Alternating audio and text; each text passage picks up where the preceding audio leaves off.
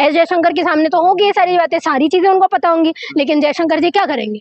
क्या पार्टी से तो बगावत नहीं कर सकते ना, पार्टी ने तो बिठाया हुआ है। तो क्या एक पार्टी सरकार नहीं ना होती है? तो ये चीज उनको, सरकार तो नहीं है ना एक पार्टी, ये चीज उनको समझना चाहिए ना। आप उस जयशंकर जी की बात कर रहे हैं, जो जयशंकर जी क्या कहते हैं, रशिया यूक्रेन वॉर में अपने आप को डिप्लोमेट बता के ये चीज बोलते हैं कि हमने वॉर रुकवाई, और अब वो ये चीज बोल रहे हैं कि ईरान और अमेरिका की वॉर के बीच में कि हम दलाल नहीं है। आप इस जयशंकर जी की बात कर रहे हैं जो दोगलापन अपना दिखाते हैं। तो कभी जयशंकर के हाथ में नहीं है पवन खेरा और क्या नाम है असम मुख्यमंत्री हेमंत बिश्वा नहीं, उनके पास में होंगे भी तो भी वो कुछ नहीं करेंगे ना। दिक्कत तो यही है, पार्टी के है ना, हेमंत बिश्वा शर्मा कौन है? बीजेपी के है ना।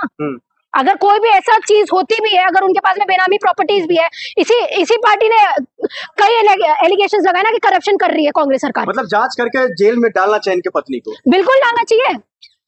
जांच करने का हक किसको है? पवन खेरा को है। कौन करेगा जांच? कांग्रेस करेगी या ऑपोजिशन पार्टी करेगी? सरकार करेगी ना। सरकार करेगी, पुलिस करेगी, कोर्ट करेगा, यही करेगा ना। सरकार किसकी, पुलिस किसकी, कोर्ट किसका?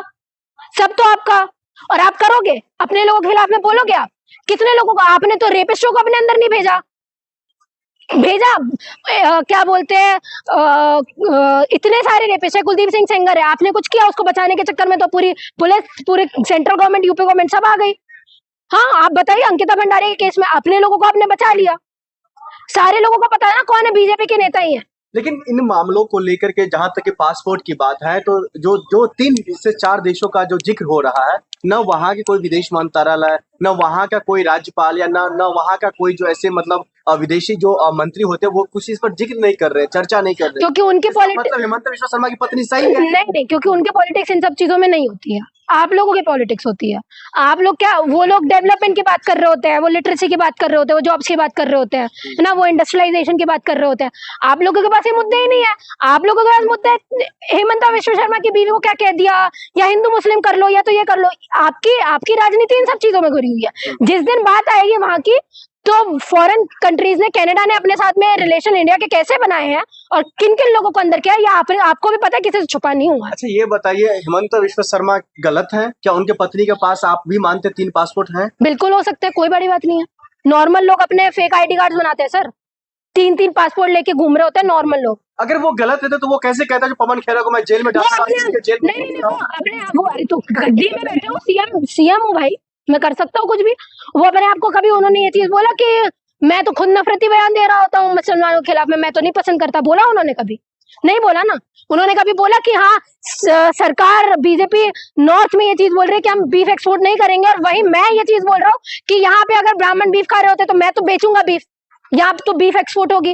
बोला कभी हेमंत बिश्वा शर्मा ने ये चीज? वो तो साफ कह रहे हैं, जो चुनाव का रिजल्ट आने दीजिए, हम बता देंगे पवन खेरा क्या चीज है। हाँ, तो तुम चाहते चुनाव जीतना ही तुम इसलिए चाहते हो ना कि तुम अपनी पावर बढ़ा के लोगों को दबा के रखो, इसलिए तो डरना जरूरी है सर, लाजमी है ना डरना।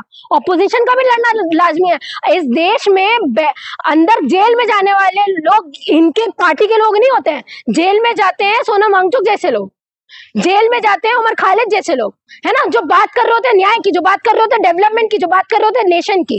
ठीक है, तो आज लाजमी है सारी ऑपोजिशन का डरना, आज लाजमी हमारे जैसे एक्टिविस्टों का डरना।